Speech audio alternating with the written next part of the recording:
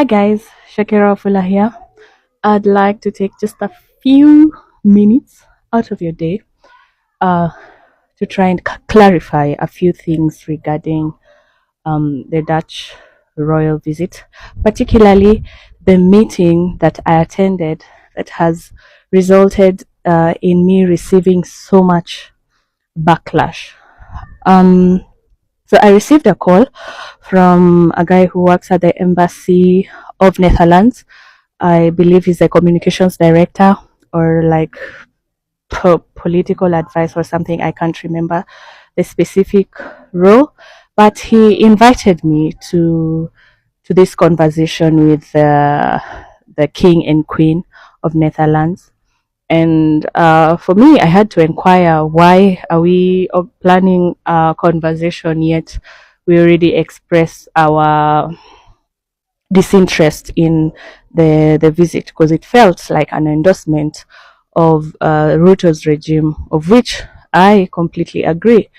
Um, uh, but the guy said the visit is still ongoing, and I have this opportunity to present um, my complaints directly with the royal couple, and that I should think about it. And that's what I did. I did not immediately accept or turn down the invitation. I took some time to think about it. I consulted with a few trusted comrades who I think are actually the ones who shared my contacts with the embassy, and I decided to accept the invitation because for me, what was important was to emphasize on the fact that the trip was not appreciated, but to also to inquire about what if there was ever going to be any tangible results from that meeting in changing the status quo. So I did not go to State House like it has been claimed. The meeting was at the Netherlands Embassy, the ambassador's residence. I did not interact with Kasongo or anybody in his team. All interactions I had was with Netherlands and guys from the Dutch embassy. And I arrived to the venue a bit late because of my commitments with school. By the time I got there, guys had already settled in. None of the faces were familiar to me, but we did introductions, and I confirmed that it was safe space and we would be, be free to speak our mind. And given that it was a 1 hour meeting, it even felt like less. And we're about 15 people in the room: the king, queen, the ambassador, and a minister. I think the minister for foreign affairs, and now the young people who are there. I do not purport myself to be a representative of young people. I do not speak for Gen Z in particular, but I also don't believe in sitting down on our hands and letting our country wash away.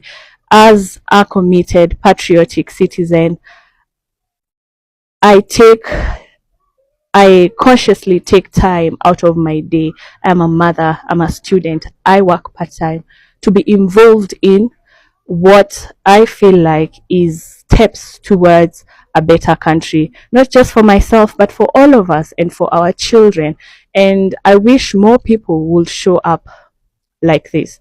So for me, I emphasize that their visit is not appreciated, and would anticipate like tangible results from the conversation, and for it not just to be a PR stance.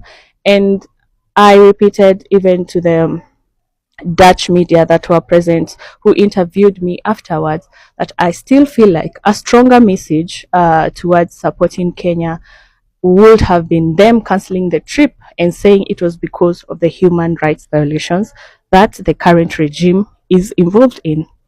Um, but yeah, I did not receive any compensation, monetary or otherwise, for my time or for the from my own money that I spent to get to and from the venue. I did not consume any food in that location. And yeah, I feel like we have already lost so much as a nation. Young people have died, people have been injured, there's been loss of property, and we can't afford to lose more. Especially, we can't afford to lose faith in each other, and we can't afford to lose hope that we, as citizens, are capable of changing our country's direction towards a better place. So, yeah. I feel like that's all I can say for now. I really want to appreciate everybody who has reached out, whether it was to critique, to advise, in solidarity regarding this situation. But tuendelee mbele pamoja as a united Kenya, and let's see what our effort is going to do and result in. Yeah. Bye. Whew.